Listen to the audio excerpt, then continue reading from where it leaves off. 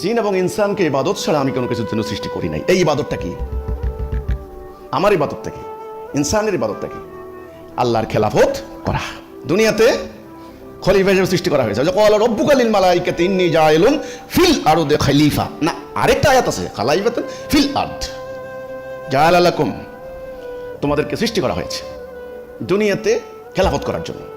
এই খেলাফতটাই আমার জীবনের উদ্দেশ্য, আমার জীবনের ইবাদত। এখন খেলাফতটা আমরা করব কিভাবে, কি দিয়ে? সেটা হচ্ছে আল্লাহর হুকুমের আনুগত্য করার মধ্য দিয়ে, আল্লাহর আনুগত্য, আল্লাহর সবরেন্টি মানার মধ্য দিয়ে।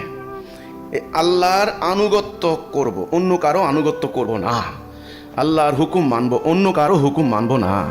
আল্লাহর বিধান মানব, অন্য কারো বিধান মানব না।